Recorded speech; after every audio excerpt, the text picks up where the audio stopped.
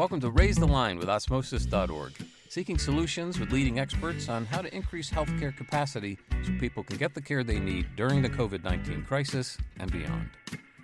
I'm Dr. Rishi Desai, and today on Raise the Line, I'm happy to be joined by Dr. Roger Seheult, co-founder of Medcram, popular and fast-growing source of online medical education with over 50 million video views and 250,000 subscribers. In addition to running Medcram, Dr. Seheult is a professor at the University of California, Riverside and Loma Linda University, and is a practicing pulmonologist and sleep physician. Thanks so much for being here today. One other thing I gotta plug is that we have a family friend and that we've done one of these pre-COVID. So it's really nice to get caught up with you, Dr. Seheult. So glad you're here with us today. Yes. And I'll say hi to Dr. Firitan for you. That's awesome. Yeah, that's my wife's auntie. So it always helps to have connections through the in-laws. So I guess let's just jump right in. Why don't you start by telling us about your background and the path that led you to starting Medcram? Yeah, so I'm a pulmonary and critical care specialist also in sleep. And as part of my connection with Loma Linda, we used to have PA students that came out to our clinic. And in doing that, I met the co-founder of medcram.com to be, Kyle Allred, and he was actually one of my students. And he was involved with medical education before because his dad was also involved with medical education. And he told me, he said, look, Dr. Seheult, students don't go to the library anymore. They don't check out journals. They don't photocopy them and need a library card. They just go to YouTube and they go to Google and they Google these things. And that fit well with me because every single month I was having to give a lecture to the medical students and the PA students about topics in pulmonary. And I was doing the same lectures over and over. And that's when he introduced me to flipping the classroom, where we would actually have them watch the video and then come to clinic the next day and then discuss it. And so it really worked well for me. And that's how it started, as a little channel on YouTube, almost there just for my students. And more and more people came, and the rest is history. What year was this? Just to give some context to that. This was around 2012. Got it. And so around 2012 is when you started getting into this. What percentage of your time did it take up then? And then what percentage of your time does it take up now? It's grown proportionately. I would maybe produce a video maybe once a week. And then after I had done a cadre of them and we had a rotation, I really didn't have to do much. But as it started to grow and people wanted more and there was more questions, then we did more and more. And of course, since January, when my wife one day said, hey, you should do a COVID video. And it just exploded. And we've been pretty much doing them every weekday. We take the weekends off, and it's really taken up a large amount of my time. But it's helped me because I would have to learn about this virus anyway. So if I know that I have to teach somebody something, I better know it well enough to be able to teach it. And it's really helped me to be on the cutting edge of COVID-19. What do you see as Medcram's mission, and how does COVID-19 fit into that mission? Yeah, so the motto that we have is explaining medical topics clearly, or demystifying. One of the great things that I get in life is looking at someone's face just light up when I can explain to them something that's been perplexing or a mystery to them. And that is really something that is in medicine. Medicine has its own language. It has its own, we kind of do this as doctors, right? As healthcare professionals, we try to keep it away from everybody by having, these funny terms like hypothermia, right? What's that? That just means, your temperature is low, but you use these Latin terms. Anyway, so we take these things and we demystify them because we can actually do this. We can actually take complicated topics, we can boil them down to their essence, and we can explain why things are happening. And as I've noticed, this is not only helpful for medical students, for PA students, for NP students, but for people who are not in the medical field, but maybe very interested in a diagnosis because they have it or because they know somebody who does have it. And that kind of goes into your next part of your question, which is what about COVID-19?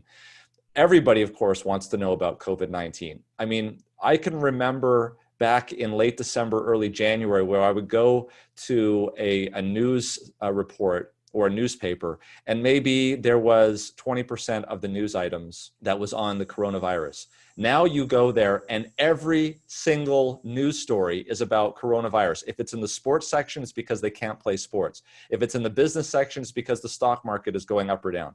If, every single story right now is revolving around COVID-19. And so it is the hottest story on the planet. And everyone wants to know about every single newest thing. And what's funny is a lot of people are looking at this now, and they're finally beginning to understand that medicine is not 100% science. It's art. It's trying to figure things out. And the body is extremely complicated. And so when you try to describe what the virus is doing to the body, you've got to use terms like angiotensin 2, receptors, T cells, B cells. Well, what are all those things? If you can boil it down to its essence, people really want to know, and they want to know what they can do to make sure that they're not the next victim of COVID-19. One thing that I really admire about the videos you make is that you beautifully blend in things like you just said, angiotensin 2 receptors, you'll cut away to a screen of a blackboard, chalk talk style. Do you mind just talking about the evolution of that and how your learners like it, or if they've given you feedback on that? The term that Kyle likes to use is learning at the speed of explanation. Sometimes you can get way overloaded by so much information and words put up on the screen. This is exactly what happens nowadays. We want more medical providers. We want more PAs. And so what we do is we make more schools, more classrooms, and people are not maybe educated enough to teach. So they put together a slide PowerPoint presentation. They go through, they whip through 60 slides in an hour, and it's basically Niagara Falls into a styrofoam cup. What people want to know is, let's slow it down. Let's figure out exactly what's happening. And what a chalk talk does is it innately has to allow you to describe something and draw it at the same time. Now, for some people, that actually can be a little slow. And so you may notice in some of our chalk talks, we speed it up sometimes because let's face it, people are going to pick videos on YouTube based on which is the shortest way to explain something. But it's got to be described. It's got to be talked through. And if someone needs to go back, that's the beauty of YouTube, is you could stop it and you can go back and you can replay it again. And if it's too slow for some people, well, that's the beauty as well. You can click on 1.5 or 2.0 speed and get the essence of it. But I think Chalk Talks allows you to go through things in a linear fashion rather than boom, everything pops up on the screen and it's just boom, boom, boom, and it's just too fast. In your opinion, like what would you say are the main learners that come to Medcram? Are they health professionals, students, the general public? And I imagine it's changed quite a bit through COVID-19. Yeah, it has. So prior to COVID-19, I would say the majority of our viewers were healthcare providers. And when I say healthcare providers, could be anything from a physician to a nurse practitioner to a PA student, respiratory therapists, even EMTs were watching some of the videos to get more education. So in that sense, that's primarily what we had. That's primarily who we were playing to. Obviously, after COVID-19 came, there was a lot more lay people that were watching. And we had to realize that and maybe take some time to explain some of the terms that we were using. In fact, what we're about to do now on the channel is we're going to go through a little bit more because to me, I believe that this disease is starting to look more and more like an endothelial disease. All the ACE2 receptors on the endothelium. And the reason why we're having problems there is with oxidative stress. So how do you now talk about oxidative stress to people without using terms like superoxide dismutase and superoxide and catalase? We're going to have to go back to medical school and we're going to have to educate people on what these terms mean. So now we can have a rational discussion. And so, yeah, go ahead. No, I was going to say, and for our listeners that may not understand what you mean by endothelial disease, you mind just spelling that out for us now? Yeah, thank you. Exactly. So an endothelial disease is these are the cells that line your blood vessels, and they are very rich in ACE2, which of course we all know now is the target for the SARS virus. So just in that sense right there, when you're talking about this virus and you want to explain what's going on, people want to know. People don't want to be dumbed down. I don't want to rain on the nightly news because they have a different job. They have to explain everything that's happened in the world in half an hour.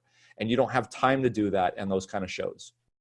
And so I used to be like really upset at these medical correspondents for these evening news. It's like, wow, you could have gone to a lot more detail. Well, they only got 10 seconds to give a little bit of something. No, they really don't have time to do that. Well, that's what we could do. We don't have a half an hour slot. You and I, Rishi, we can talk and we can explain things.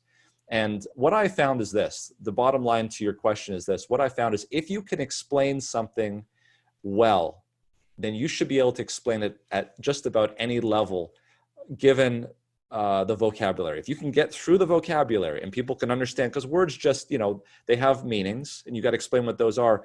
But every concept, I think anybody could learn and understand. And that's really what we're attempting to do now, post-COVID, is we realize that we've got a bigger audience that we have to satisfy, and we have got to satisfy a lot of people at the same time with that. It's also a very empowering message, this idea that you can really teach something that's so complex to every level of learner and not have to dumb it down.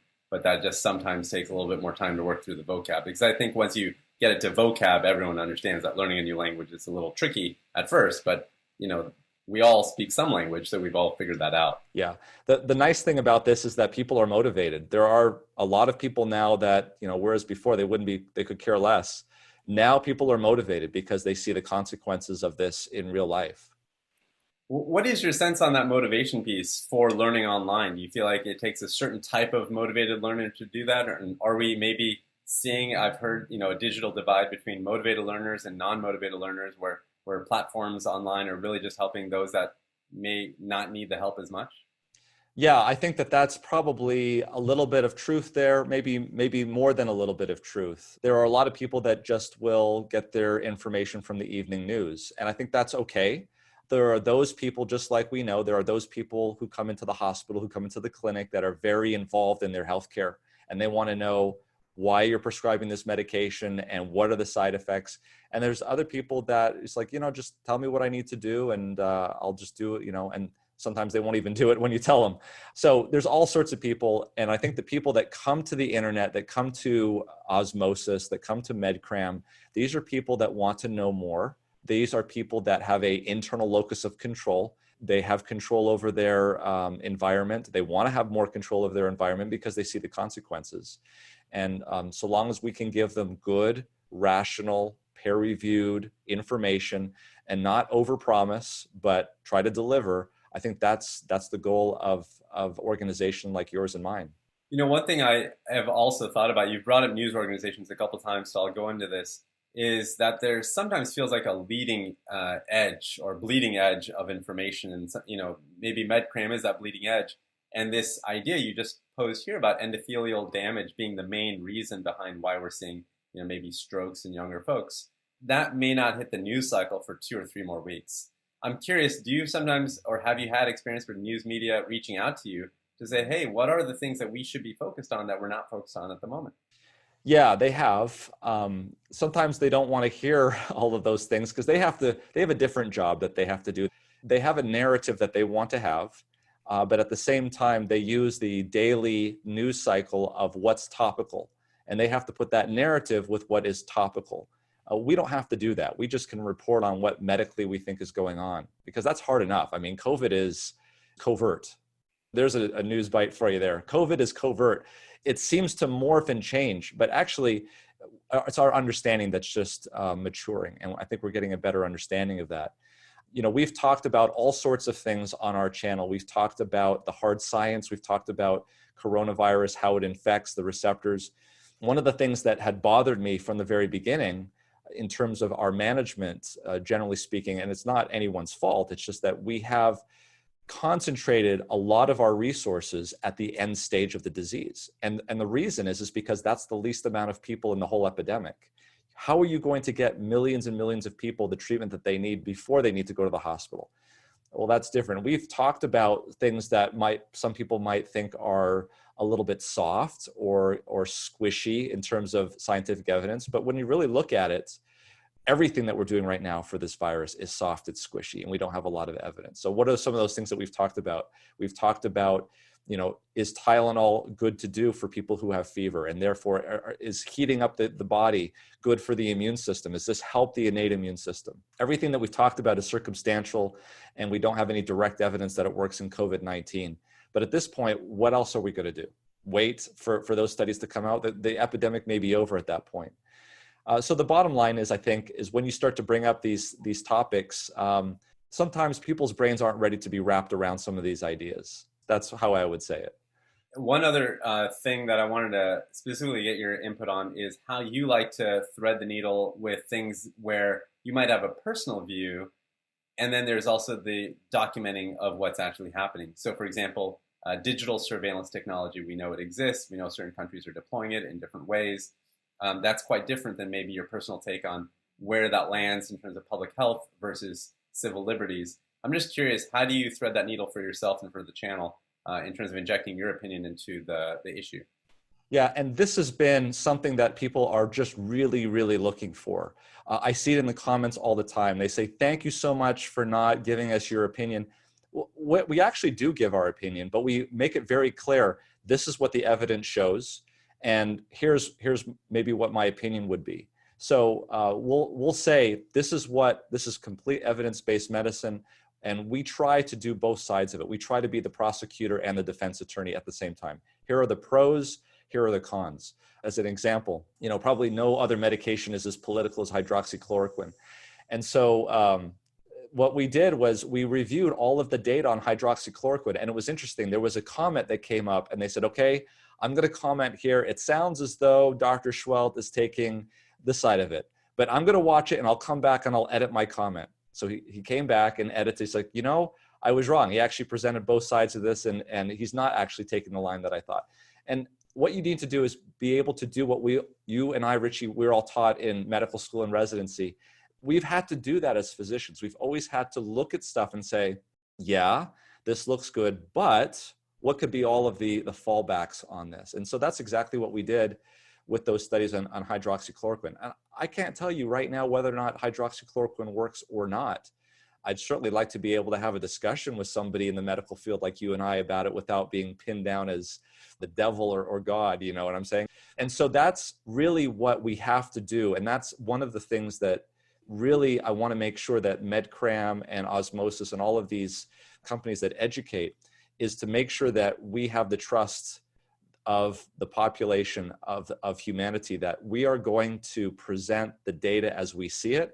And then we'll tell you what our opinion is if we think what it is, and we'll label that very clearly. But I think this is what it is. But I don't have any evidence of this or the other. I think remdesivir may work in vitro. I mean, it's something that may work, but I've got no evidence right now that it does. The other thing that I think is also helpful is educating the population on what these words mean. So when someone comes out and says, I have no evidence that, sometimes people will think to say, well, that means there's no way that this is true. That's not the case. Something could be very true. We just don't have evidence because no one's done a study. Like, I can tell you right now, I have no evidence that putting a roof on a hospital keeps people's heads dry. I have no evidence of that. No one has ever done a study to build a hospital without a roof and actually check to see if people's heads get wet. You know what I'm saying? So when the WHO comes out and says, we have no evidence that getting antibodies is going to confer immunity to this disease, they're right. We don't have any evidence. But there's a good chance that there's probably going to be some evidence at some point that shows that, because this is a virus like any other virus and people have antibodies. So we have to be careful with what we do and what we say. I hope that's a long answer to your question. It's a great answer to my question. I like the analogy of a roof and keeping my head wet. It's very concrete, and I can wrap my head around that very easily. I'm curious, you've talked about online medical education a few times, and right now we're going through a very clear shortage of healthcare workers, and this was before COVID-19. And I don't necessarily mean physicians. I mean across the spectrum, PAs, NPs, and 9 of the top 15 fastest growing fields are in healthcare. And that's accelerated now. I'm curious, what is your thought in terms of what online medical education will play in the coming years to help address that shortage of trainees? Yeah, I think that our demand for healthcare workers is outstripping our supply of good medical education professors. I think that's just the fact. And it's not, I don't want to disparage our colleagues, but I've heard it from students saying, yeah, they They came in here, they gave us a PowerPoint presentation, they left. And we really didn't know what was going on. Right now, it's hard to get people in there. First of all, it doesn't pay much to be a professor or a teacher. You do this as a part-time thing. Usually you're busy in clinic and you say, hey, could you do a lecture on Friday? Oh, what is it on? Oh, okay, I'll put some slides together. So while at the same time we're trying to get a lot of people educated, we're not really investing in our education. There are some bright spots though. I think what you've done, Rishi, over at Khan Academy and this flipping of the classroom really spearheaded, a lot of us into getting into this field and doing online education. I think one of the areas that's concrete in COVID-19 is there was this thought, and it was rightly so, that we were going to need a lot of ventilators. These are machines that people hadn't seen in years, some of them. So these are surgeons that hadn't managed a ventilator, even ophthalmologists that hadn't managed a ventilator, and they thought they might have to do it. Well, we offered a basic ventilator course on our site, and whereas before we had charged for it, we made it free, we advertised for it, and people were taking this course in large numbers. And I think that's one way of potentially educating a number of people in one field who have to be upgraded in another field. Yeah, no, that's a great example. And I think increasingly we're going to see that not just in healthcare, but in other fields where people have to, out of necessity, continue learning new things well after they finish college or med school or whatever, that it's not just like you learn in the first half of your life and then you work in the second half of your life, but that learning has to continue through. I really appreciate these chances to talk to you and get caught up with you. Any final thoughts or advice you have for our audience of future, health clinicians as well as public health professionals? Two things, COVID-19 and just in general. So just in general, always remember in terms of your education that never look at how long something is going to take to go into something. You're going to be, if it takes 5 years to do something, guess what? 5 years is going to come and go. Get involved, educate yourself. There's many opportunities that you can do online. And then I would say specifically about COVID-19, we are about to enter into a period, I believe, here in the next few months, where a number of the fruits that we have sown here in the last couple of months in terms of research are going to start to come out. And we're going to get a lot of information, and we're going to start to understand a lot more about this disease in the next couple of months. So it's going to be exciting. And hopefully Medcram and Osmosis and a number of other sites out there will be the vehicle for you to learn about what's going on with COVID-19 and the things that are going to happen in the future. Well, thank you so much for your parting advice. I really enjoyed talking to you today. Thank you, Rishi. I'm Dr. Rishi Desai. Thanks for checking out today's show. Remember to do your part to flatten the curve and raise the line. We're all in this together. For more information on how you can help raise the line and flatten the curve, go to osmosis.org/COVID-19. If you like this podcast, please share it on your social channels. You can also subscribe to the series and check out all of our podcasts at osmosis.org/raise the line podcast.